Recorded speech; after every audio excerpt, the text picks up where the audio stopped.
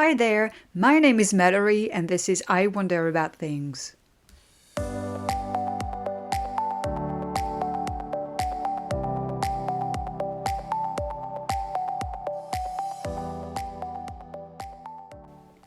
Welcome to this brand new podcast and thank you so much for hitting the listen button.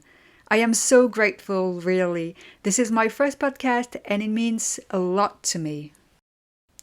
Have you ever wondered about things like why people say cheese when they're posing for a picture or why Wednesday Addams is named after a day? I have, and I want answers. So every Wednesday, I'll sit down here at my desk and do my best to provide you with a great and informative podcast episode. And I wonder about things. I will try and answer all the questions that been in my head for a long time, even the most insignificant ones you'll see. Now, before diving into today's episode, I need to tell you something. English is not my first language, but you probably noticed it with my accent anyway.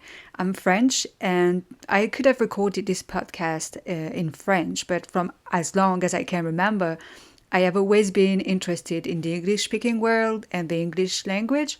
So not only this podcast thing is going to help me find all the answers to the questions I've been asking myself for the past 30 years, but it's also going to be great practice at speaking English. So please don't be mean. The idea of the podcast came a few weeks ago, actually, when someone asked me to say cheese when I was posing for a picture. And I thought, oh my God, I should do a podcast about it. This is just something everybody is probably wondering about what we say cheese when we're posing for a picture.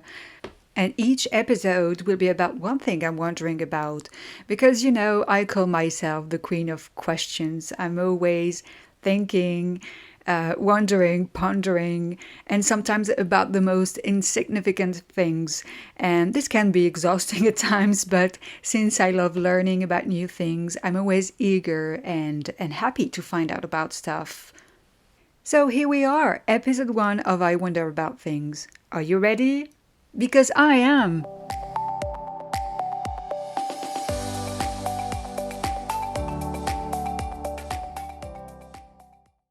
I remember one day, I think it was 2009, and I was with a friend from a university, and she was driving. I think we were driving back home, and I was just thinking about something very deeply. And suddenly, because I can tell it was very sudden for her, I said, Emily, how did people with vision problems do back in the days? Like, in the Middle Ages? How did they manage? Did they have any glasses? And what happened to them? Too many questions. So she looked back at me as if I was the weirdest person ever on earth. And don't worry about it, I'm used to it. And after a moment she said, well, I don't know. I guess they just had to deal with it. Come on, that wasn't enough for me and I needed to know more about it. So guys, today's question is, how did people with vision problems manage before? I'm not going to talk about eye disease such as cataract, but only sight problems here like hyperopia or farsightedness, presbyopia, which affects most of us with age, and myopia or nearsightedness. And to simplify things, we can say that myopic people only see blurred at a distance, but their near vision is good, and presbyopes see blurred near, and it's actually an aging of our lens. Obviously, eye problems have been known for a long time, but they also have been treated for a long time. And I found out that ancient techniques back then were already advanced. And there is some proof that visual aids were already used in Greek and Roman times. And even before that, I read somewhere on the internet that scribes in ancient Egypt, they were using some sorts of reading stones long before glasses even existed. Aristotle also wrote about myopia around 350 before Christ, and in his book Problemata, he mentioned vision problems, but we definitely need to find out more about the visual age at the time. So this Ptolemy guy, the mathematician, astronomer, scientist, he wrote about the use of a convex lens to create an enlarged image, just like a magnifying glass. And his description was later refined in the 10th century and also the 11th century by physicists from the Middle East. Ibn Zal and Alhazen. And Alhazen is most famous for his book of optics. And there he described the magnifying power of lenses, but actually he did not mention their possible use to help reading yet. And in another book, he even described the different forms of lenses. And we're going to talk about the lenses afterwards.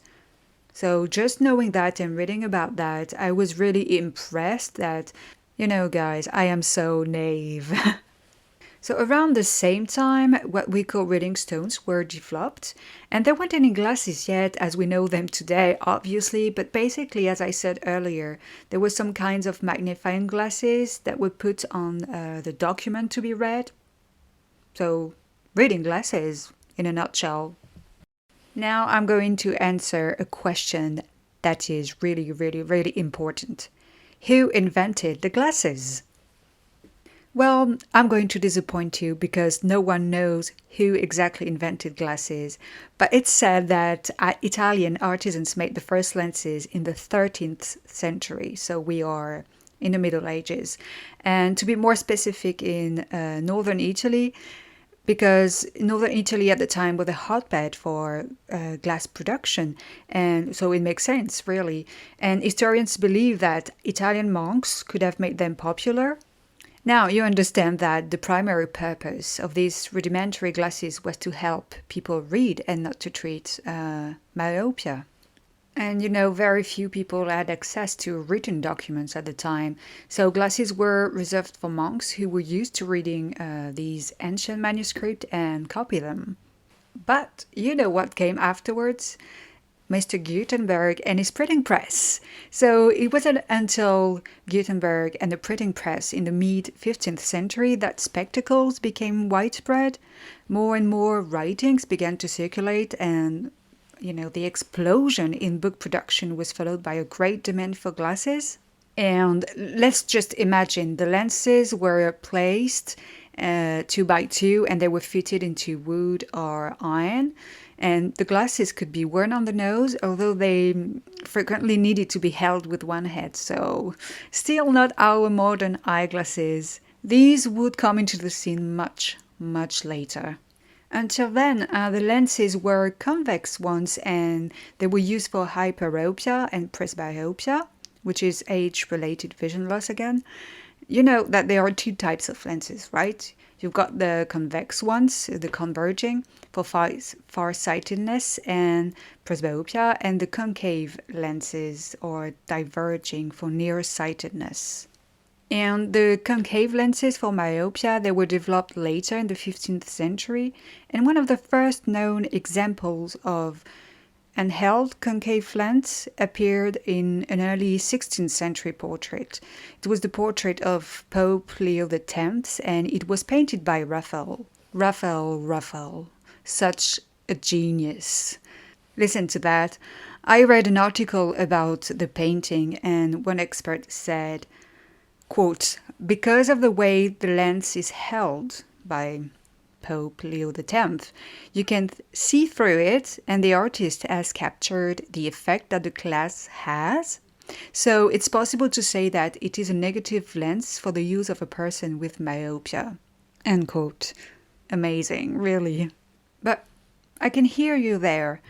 What about the people? I mean, when I first asked the question to Emily, I was thinking about peasants, the common people. And let me tell you, my friend from university was half right. These girls just had to adapt to the situation. But let's develop that a bit more. So unfortunately, not much is known about how people dealt with vision problems.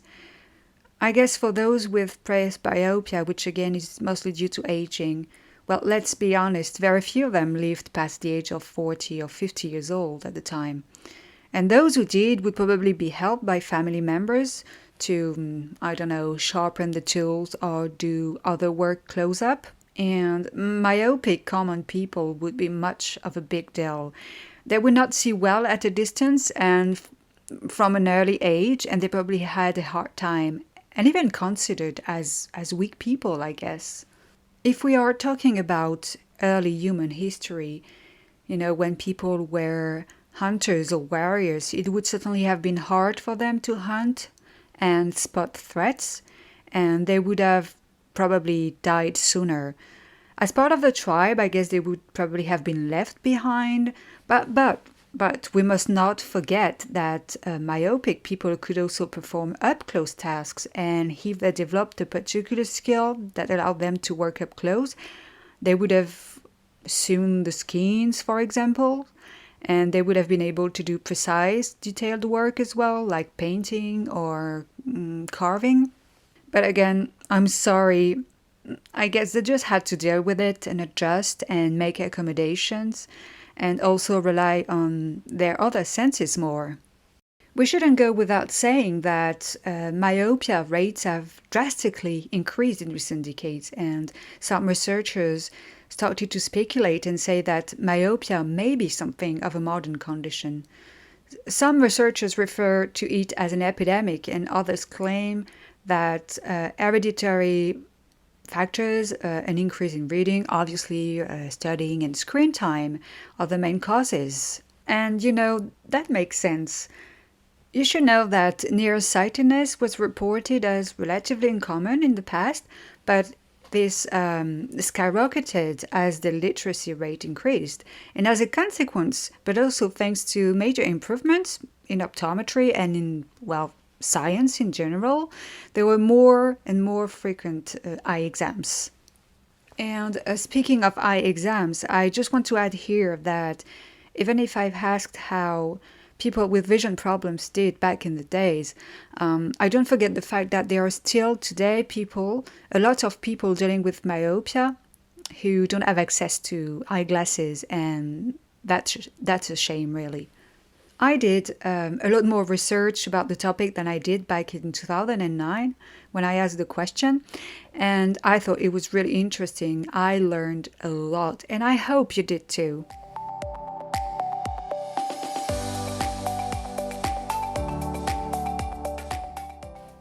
Before closing this episode, I would like to say that I am no expert, no, not at all. I just did my own little research. I read many articles here and there. I obviously checked my sources, but if I'm wrong about some of the facts I mentioned in this episode, I am so sorry. Anyway, thank you so much for listening to the first episode of I Wonder About Things. If you liked it and want to support me, I would highly suggest you hit the subscribe button so you can listen to the podcast anywhere, anytime, and not miss any notifications. See you next Wednesday and have a wonderful day. Goodbye.